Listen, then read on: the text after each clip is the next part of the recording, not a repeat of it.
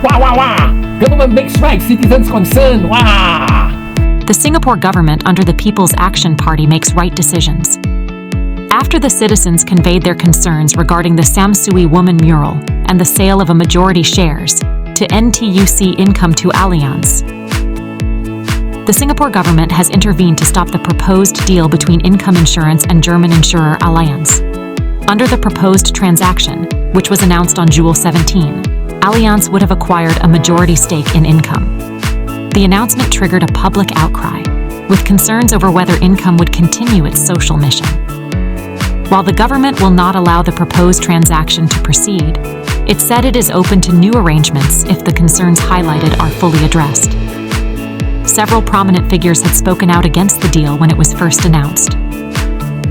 The government has assessed the proposed transaction and has decided that it would not be in the public interest for the transaction in its current form to proceed. Culture, Community and Youth Minister Edwin Tong told Parliament in a ministerial statement on Monday, Octa 14. On 17 July 2024, Allianz Europe, or Allianz, announced its pre-conditional voluntary general offer to acquire the shares of Income Insurance Limited, or Income. I will refer to this as the proposed transaction. As part of the proposed transaction, NTUC Enterprise, or NE, had given a legal commitment to sell a proportion of its shares in Income to enable Allianz to acquire a majority stake in Income. The government has assessed the proposed transaction and has decided that it would not be in the public interest for the transaction in its current form to proceed. Mr. Deputy Speaker, co-ops remain an important pillar of our society. Co-ops have been helping the community, providing affordable services, especially to the underserved, for close to a century. They reinforce our nation's social fabric, complementing the efforts of the public and private sectors, helping to create a caring and cohesive community in Singapore. We appreciate that co-ops have to balance the constant tension between doing good and doing well. On its part, the government agrees that co-ops must do well before they can do good. MCCY has been and will continue supporting the co-op movement through various capability building efforts and enhancements to legislation. At the same time, MCCY is responsible to ensure that the co-ops continue to uphold their social missions to benefit Singaporeans and our wider society as they seek to do well. This is why we have seen it fit to intervene in the proposed transaction. Sir, I would be happy to address members' clarifications on the ministerial statement today. As I said, the amendment bill to the Insurance Act will be tabled after this. Members can take time to study the bill and take part in the debate on 16 October and raise clarifications on the bill and related matters during that debate. Wow, wow, wow! Samsui women deserve all the respect and gratitude from Singaporeans.